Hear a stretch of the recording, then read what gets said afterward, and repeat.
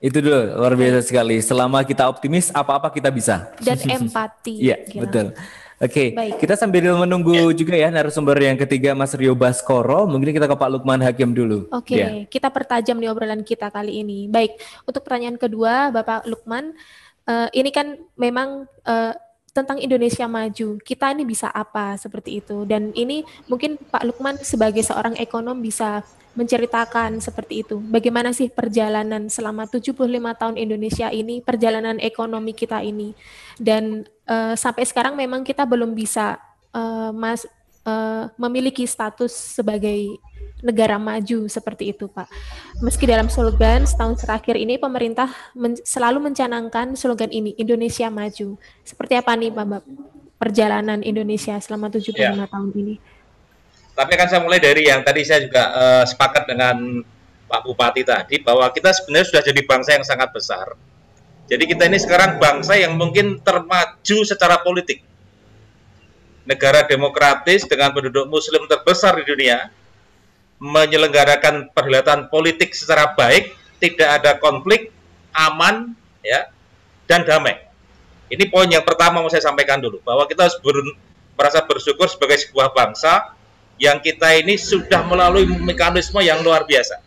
Banyak bangsa-bangsa di luar sana yang gagal dalam proses itu. Kita sukses dengan sistem demokrasi ini. Yang masih gagal adalah ini bidang saya, bidang ekonomi sebenarnya. Bahwa memang kita belum berhasil memberikan kemakmuran, kesejahteraan, dan keadilan buat masyarakat. Maka dalam agenda yang saya buat ini agenda ekonomi tentunya, yang terkait dengan bagaimana kita nantinya akan mengarah ke sana. Kenapa begitu? Karena kalau kita lihat, kita bandingkan beberapa negara yang statnya hampir sama dengan kita. Contohnya misalkan negara yang sekarang sangat kuat ya, di tetangga kita misalkan seperti RRC Cina, itu kan awal-awalnya tersyok-syok seperti kita. Bahkan saya ada data, saya tunjukkan data karena ini PPT-nya memang banyak, tapi saya tunjukkan sebuah data. Ini data menarik. Pada tahun 77, Cina itu posisinya sama dengan kita secara moneter. Ini ada satu indikator namanya kedalaman sektor keuangan. Itu ngukurnya gampang, uang dibagi dengan GDP. Pada tahun 77, ini gambar yang orange ini Cina, itu M2 per GDP-nya itu adalah seperti kita, sekitar 15%. Tetapi tahun ini Cina sudah mendekati 200%. Artinya apa? GDP-nya butuh 100, uangnya ada 200. Jadi uangnya melimpah ruah. Nah, bagaimana dengan Indonesia sekarang ini? Setelah kita 75 tahun merdeka, kita itu sekarang masih di angka sekitar 40%. Artinya GDP-nya butuh 100, uangnya hanya 40. Sehingga kita merasakan betul di dunia perbankan suku bunga kita mahal. Cari dana sulit, membangun infrastruktur harus hutang. Ini contohnya yang slide pertama. Kita akhirnya membangun infrastruktur kemarin zaman Pak Jokowi periode pertama harus hutang dulu. Jadi nilai utang kita itu kalau di rasio namanya debt service ratio tahun 2016, 17, 18 kemarin itu hampir sama dengan rasionya zaman Orde Baru. Ketika kita membangun Waduk Kedungombo, membangun Gajah Mungkur itu debt service ratio-nya hampir 40%. Artinya apa? Ekspornya 100, yang 40 untuk bayar hutang. Ini hampir sama dengan kemarin. Kenapa kita begitu? Ya, karena sesungguhnya uang kita kurang.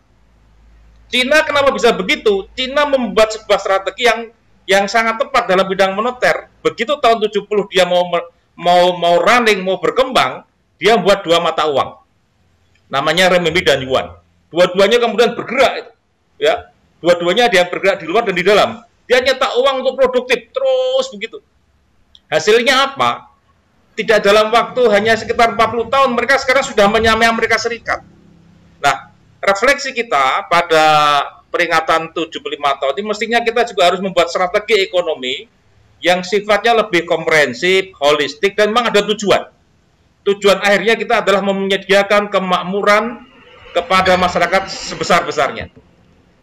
Nah, bagaimana caranya ke sana? Caranya tadi Pak Bupati sudah menyinggung bahwa ada program macam-macam. Yang saya rasa ini program itu harus kita dorong, kita fokuskan, sehingga yang kita harapkan agar ekonomi kita menjanjikan banyak peluang untuk masyarakat kita akan menjadi baik. Jadi dalam refleksi 75 tahun ini kita berharap bahwa ada strategi unggulan dari pemerintah, terutama dalam bidang keuangan dan moneter ekonomi, sehingga kita bisa leverage, bisa diungkit, sehingga kita bisa lebih cepat tumbuhnya, tidak seperti yang terjadi selama ini. Saya rasa itu Mas pengantar dulu, nanti bisa kita teruskan lagi. Terima kasih. Terima kasih sudah nonton. Jangan lupa like, subscribe, dan share ya.